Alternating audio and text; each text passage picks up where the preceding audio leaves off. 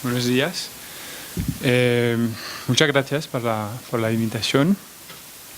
Lo siento mucho, pero voy a hacer la presentación en inglés porque so I'm going to switch now. I came here in Ecuador just for 2 weeks, and I was going to do some field work, and I was working in Guayaquil, so I didn't really have a lot of time to translate my presentation in Spanish. But thank you very much for the invitation again. I think it's really interesting, and we'll see with the conversation later. I think there's something coming from all those papers too. So what I'm going to do today is a very short intervention, mostly because I'm going to talk about a project that it's an ongoing project. So we are actually doing it right now in Barcelona. And it's a project that I'm aiming to do in Guayaquil, which is why I was doing some pre-field work in Guayaquil. So what I want to do here is actually to go on the argument of Apadurai, last intervention, about what he called right to research. So you can find his intervention about right to research in actually two things: an article of 2006. And also his last book, The Future as a Social Fact, I think it's 2013, where Apadurai argues that the right to research has to be recognized as a right of a special kind along the side of human rights. And by this he asserts that we should defend the right to the tools through which any citizen can systematically increase that stock of knowledge which they consider most vital to their survival as human beings and to their claim as citizens. So for him, this I'm going to explain more later about this right to research, but this right to research is actually a requirement for full citizenship involvement. And as he stressed out, in a world where we live today, there's a growing gap, there's a disconnection between the globalization of knowledge and the knowledge of globalization.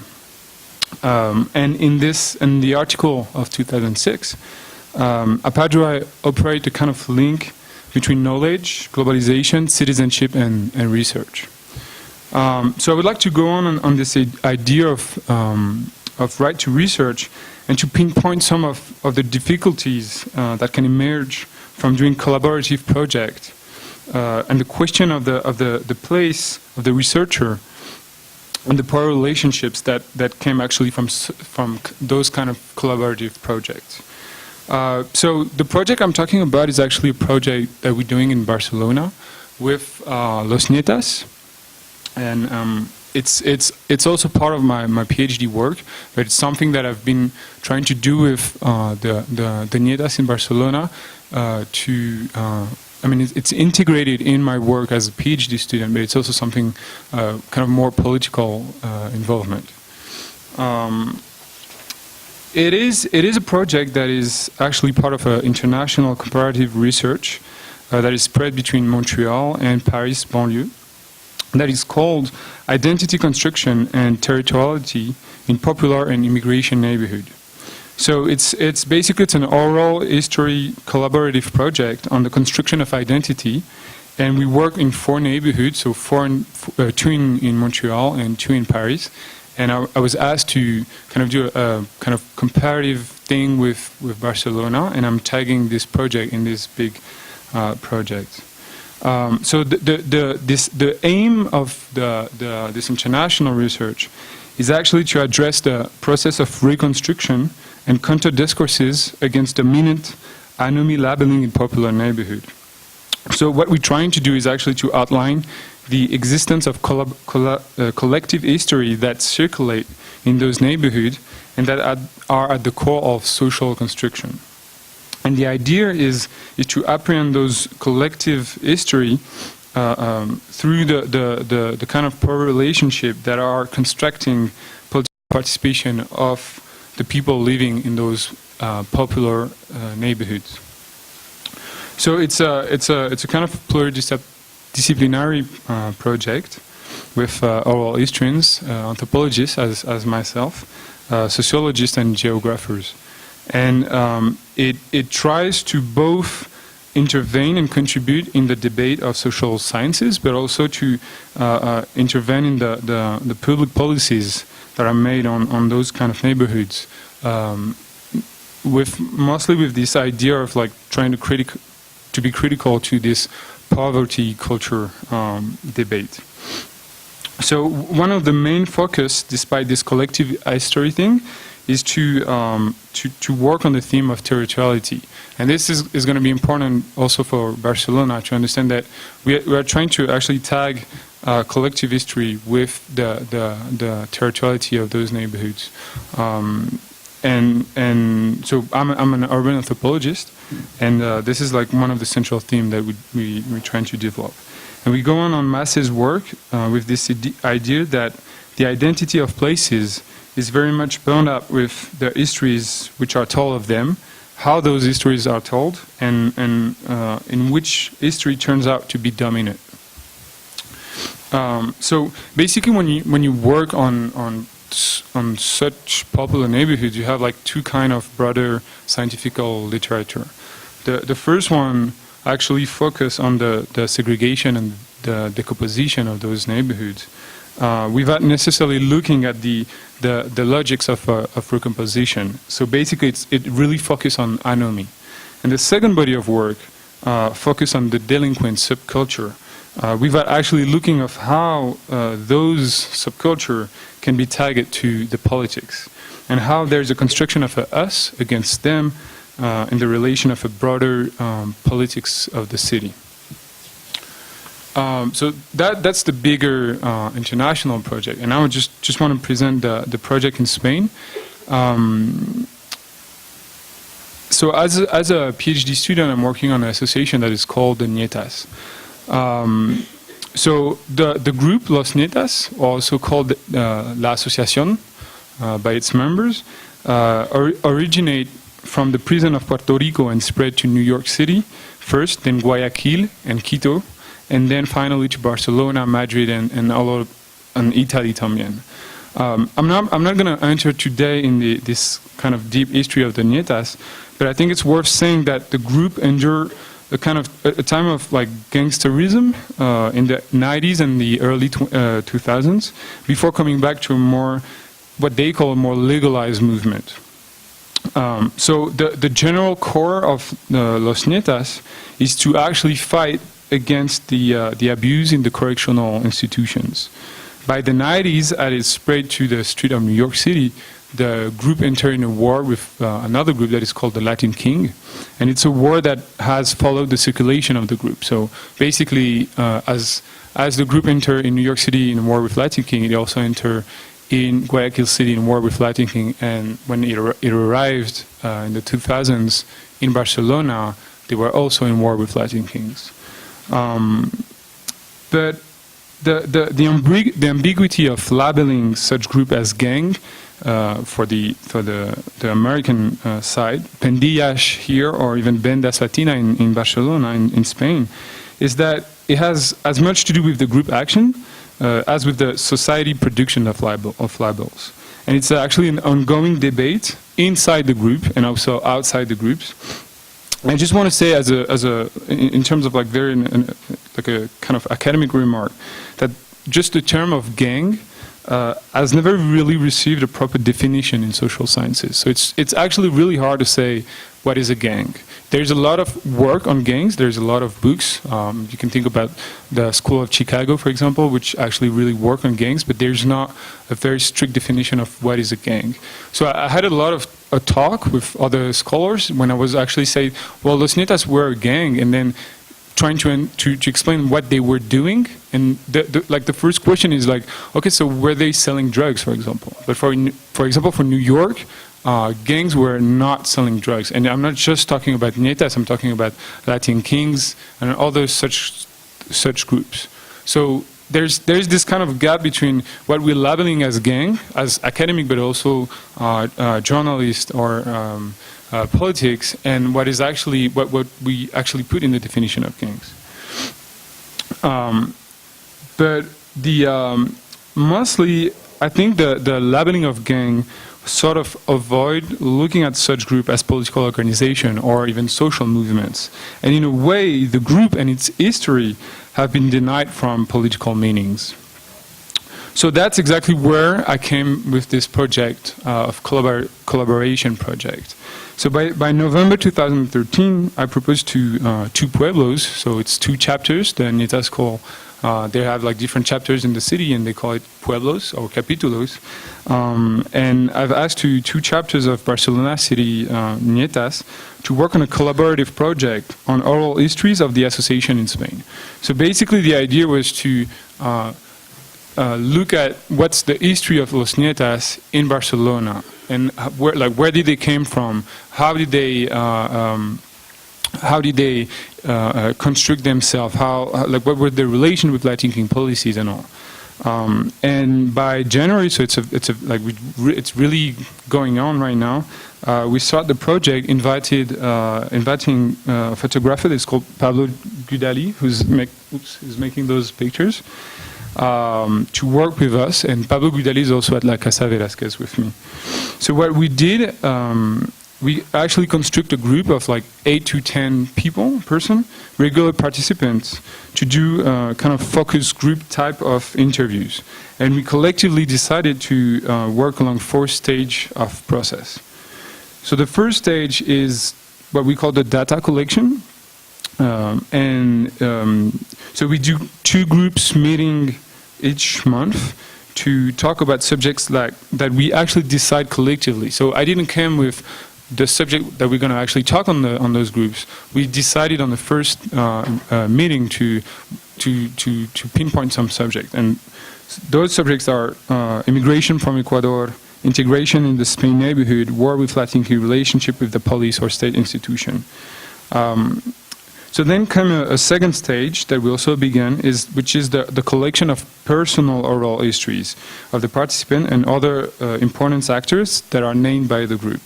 So in that stage, Pablo is actually doing some close-up portraits, and unfortunately I don't have, I just have 2 pictures, so because he's doing it and is pretty protective with his work for now.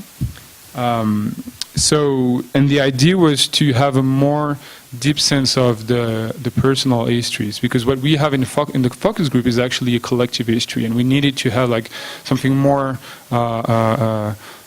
to have like more ingredient of those personal trajectories. All those are actually shared afterward with the groups. The third stage is the collaborative writing process of the data collection and the organization of the final project, which is a book.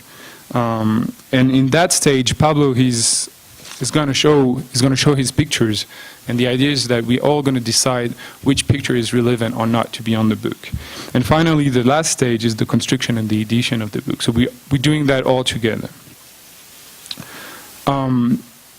So this project has been designed as a collaborative oral history project, and we pay attention to the treatment of the oral source.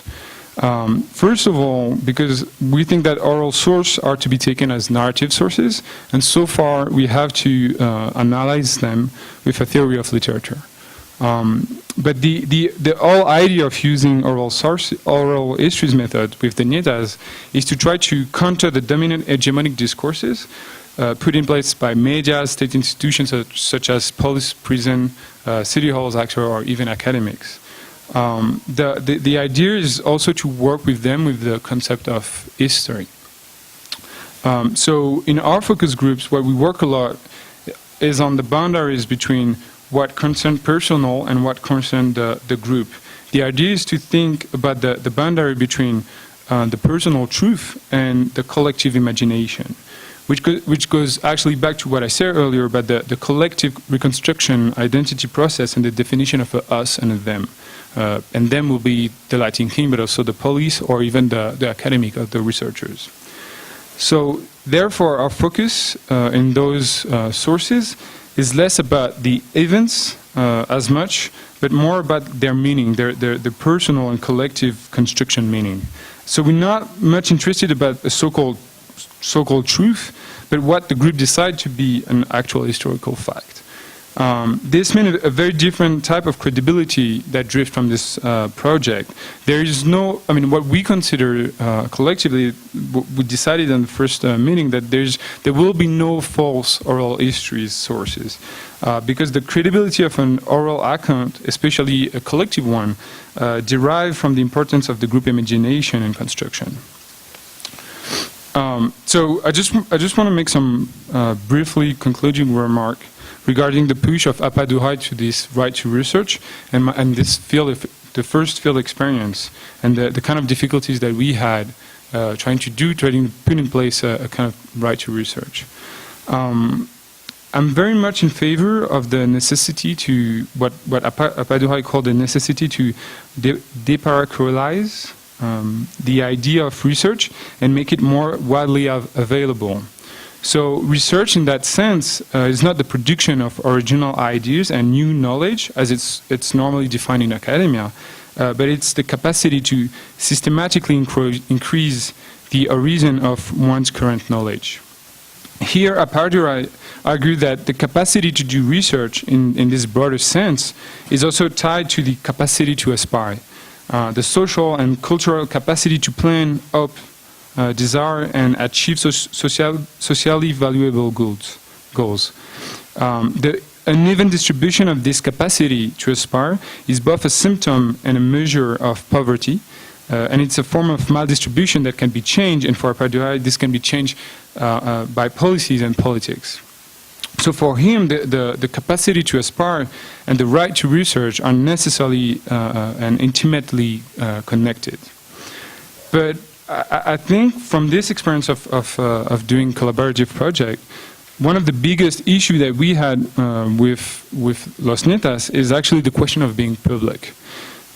So as I said, there's this very important labeling game around Los Nietas. For example, the association in Barcelona is now legal. So after a period of war against Latin King, in 2006, the government of Catalonia, along with other researchers, worked with both groups and made that first of all, they made a peace treaty, and then that they have been recognized as a youth association. But if you look at Spain, in Madrid, the association is still illegal. Which means that the Nietas in Madrid can be are object of criminalization, incarceration, and possible deportation if they are recognized as member of the Nietas. So only being part of the association can cause this type of criminalization. And the group in Madrid is part of, I mean, with this kind of law, is part of the international criminal activity groups. So in that context, the question of doing collaborative research is very complicated, as you can imagine. And because constructing a research question is also to formulate a problem in a specific public debate. Who has such power of formulation and who can choose the categories to describe this problem is actually at the core of knowledge construction and power relationships. Oral history source, as Portelli placed it, are always the result of a relationship, a common project in between the informants and the researcher who are actually involved together. But what if the informant is at the same time the researcher? Does it decrease the control of the researcher over the sources? Or isn't there also a risk of increasing the control of the group of a personal life and imagination? If sources are not anymore remaining in the hand of the researcher, as we're trying to do in that project, can we for as much assert that oral histories became the point where groups speak for themselves? What can we say of groups that actually has to remain private or closed, as it can be the case for the Nietas in Madrid? So at the beginning of the project, I was trying to do the project both in Barcelona and Madrid, and it just didn't work in Madrid because of those issues. But finally, Apaduhai established a direct link between poverty and lack of access to tools of research. And in my case, with the Nietas, it actually, this link didn't really not work, because the Nietas, since their inception, are working on their own history, and they are producing a lot of papers that are still still sacred for them, and they're not sharing to the public, so it's not something to become public, but they are doing this kind of research. So research, as we know in the academic circle, is deeply a Western concept. However, as Apadurai stressed out, because research is so vital to our academic common sense, we do not have enough distance and reflection on it. And here this is where I will actually push farther from Apadurai argument, in that research is being undertaken by other groups without necessarily naming it as such. Recognizing it, working on the very idea of research, and of how people who are entering in this world of research from outside its Western historical home, is actually a democratic issue that reinvigorates the interrogation on the relation between science and society, and knowledge and power. Thank you very much.